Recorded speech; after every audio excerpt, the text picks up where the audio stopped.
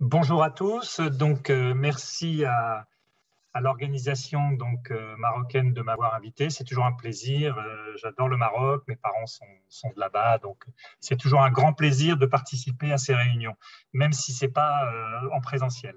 Alors, on m'a demandé de traiter un sujet en 10 minutes, donc cataracte difficile en vidéo. Alors, en 10 minutes, on ne peut pas tout voir, bien sûr, mais ce que je vais faire, c'est que je vais présenter 3 films qui réunissent pas mal de difficultés et qui permettent d'aborder beaucoup de sujets sur ces cataractes difficiles.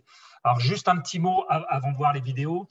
Donc, avant la chirurgie, il faut avoir une machine, connaître bien sa machine, connaître les réglages, parce que souvent, cataracte difficile dit noyau dur, etc. Donc, il faut vraiment connaître les réglages dans toutes les composantes du réglage. Donc, la puissance d'ultrason, la puissance du vide, la puissance de l'irrigation. Donc, vraiment bien connaître sa machine. Il faut avoir une instrumentation adaptée. Vous ne pouvez pas faire de cataracte compliquée sans avoir des choppers ou du bleu pour colorer la capsule, des anneaux de dilatation, des anneaux intrasaculaires. Et puis, il faut posséder une bonne technique. La technique de Chope est recommandée parce qu'elle évite de tourner le noyau.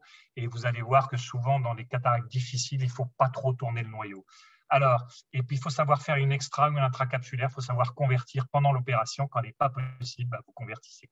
Alors, première vidéo, donc pour voir un peu tout ça, vous voyez un patient, vous allez voir l'implant, c'était patient non-ophtalme avec un implant de plus 55 dioptries et qui ne dilate pas du tout.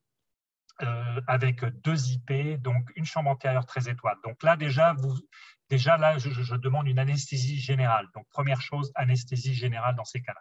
Deuxième chose, j'ai fait passer du mannitol un quart d'heure avant. Je fais passer 250 cc de mannitol pour déshydrater le vitré, pour essayer de pouvoir rentrer dans cette chambre intérieure qui est extrêmement étroite. Elle faisait, je crois que c'est 1,1 mm, donc très, très étroit.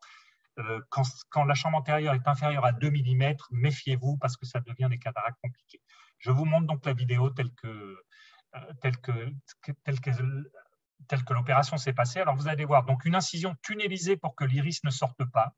Donc, bien tunnelisé. Et là, hop, je touche l'iris. Vous voyez qu'il n'y a pas de chambre du tout puisque je touche l'iris. Alors, 4 rétracteurs à iris pour pouvoir écarter la pupille. Je n'ai pas mis d'anneau de Malugine parce que vous voyez, là, pour rentrer, c'est extrêmement difficile. Donc, je n'avais pas la place de mettre un Malugine.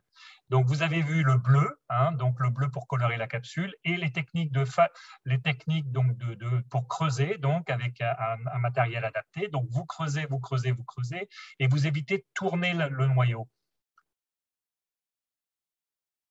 Donc là, le mannitol a permis de vraiment rentrer en chambre antérieure, même avec difficulté.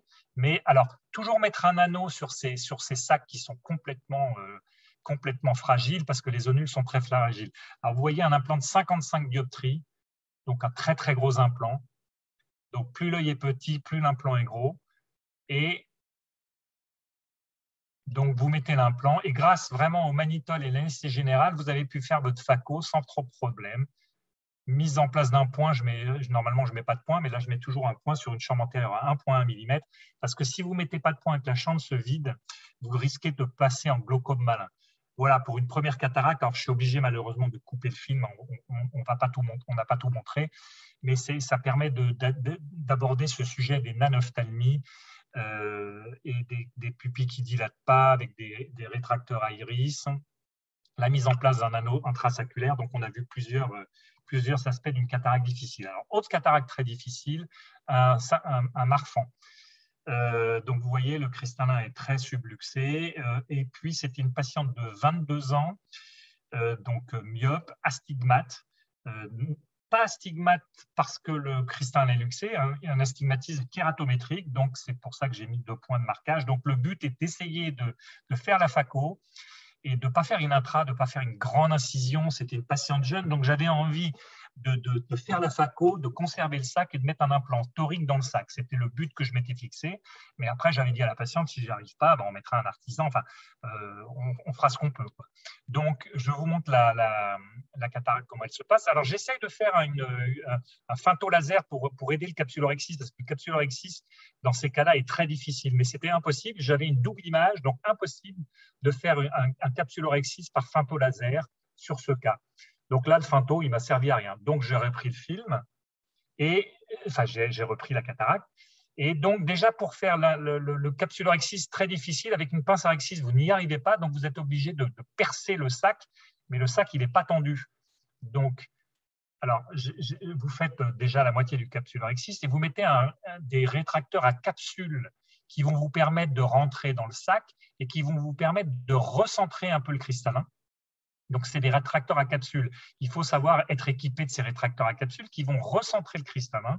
Donc, vous en mettez un, vous en mettez deux, trois, enfin, vous mettez le nombre nécessaire. Et ça m'a permis de recentrer un petit peu tout le cristallin et de repartir sur mon rhexis. Donc, vous essayez de faire un rhexis le plus grand possible et centré sur le cristallin, mais une fois que le cristallin sera bien centré. Donc, c'est vraiment pas facile. Donc là, j'en mets un deuxième. Donc, vous voyez, ça passe à travers le rhexis et ça va donc dans le sac. Et ça va jusqu'au fond du sac, jusqu'à l'équateur. Et vous allez tirer et vous allez recentrer progressivement. Et ça va servir un peu de soutien. Et ça va vous permettre de finir votre capsulorhexis. Donc là, j'ai pu avoir un capsulorhexis. Il faut savoir que le noyau est mou. Donc, une fois qu'on a fait ça, généralement, ça se passe bien. Et ça vous sert un peu de zonule, ça vous sert de soutien. Donc là, le sac est soutenu. Donc, vous voyez, je suis en IA, c'est un noyau mou. Elle a 22 ans. Le problème n'est pas la dureté du noyau.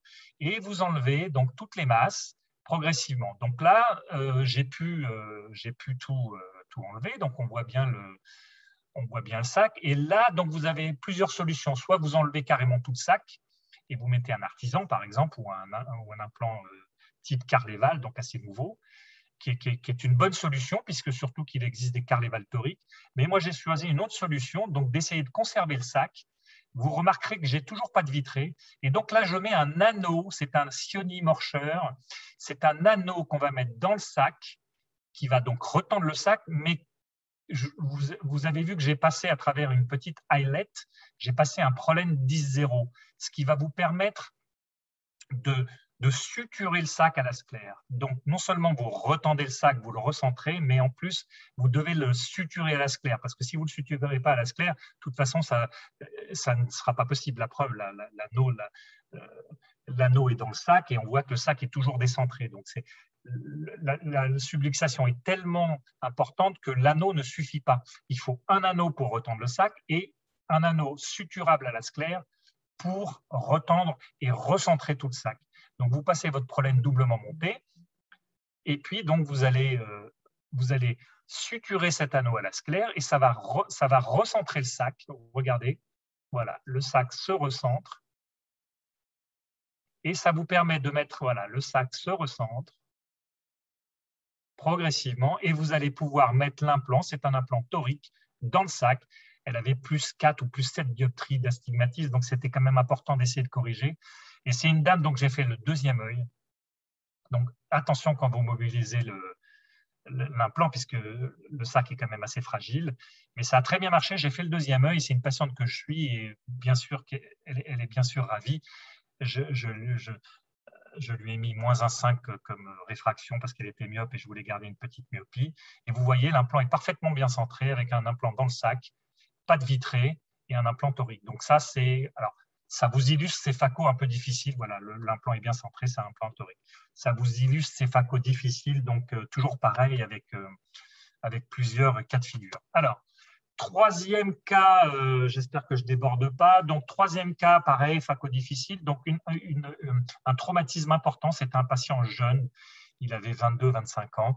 Il m'était adressé du sud de la France pour fort traumatisme, cristallin luxé. Et je lui ai dit pareil que j'allais essayer de garder son cristallin, même si ça me paraissait un peu difficile, puisqu'il y avait une absence zonulaire sur 180 degrés en inférieur. Mais il y avait une zonule qui normalement est solide en supérieur. Donc, je me suis dit que je vais pouvoir peut-être utiliser la zonule supérieure, mettre un anneau et mettre un implant dans le sac. C'était le but. Après, je n'étais pas sûr d'y arriver, mais voilà. Donc, je vous montre la chirurgie. Alors, l'iris est complètement arraché. Il n'était pas utilisable, donc je l'ai carrément coupé. Il se trouve que vous verrez à la fin de la vidéo, j'ai mis un iris artificiel, mais ce n'est pas pour ça vraiment que je vous le montre. Je vous le montre parce que c'était un cristallin subluxé. Donc pareil, rétracteur à capsule pour tenir le sac. Et vous voyez bien que ça tient vraiment bien le sac. Ça sert de zonule en inférieur. Et la zonule supérieure étant solide, eh ben, j'ai pu faire la phaco. Donc toujours pareil, la mise en place d'un anneau. Vous voyez la façon de la mettre en place, un anneau intrasaculaire pour ne pas déchirer le sac. C'est comme ça qu'il faut le mettre. Et là, vous allez tendre le sac. Et sachant que j'avais une zonule supérieure très, très, très solide, je n'ai pas mis un anneau suturable à la sclère. J'aurais pu. Hein. Et donc, un implant dans le sac. Et là, j'ai suturé en fait en inférieur un iris artificiel.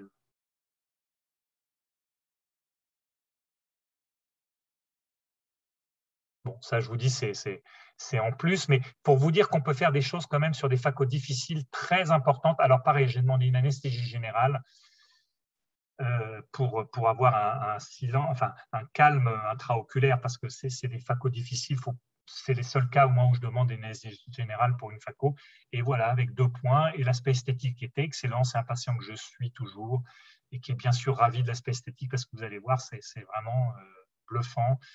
Et voilà. Donc, merci. Je vous ai présenté 3 cas. Je ne pouvais pas faire beaucoup plus en 10 minutes. J'espère que ça vous a intéressé. Et à bientôt, donc en présentiel au Maroc. Merci à tous.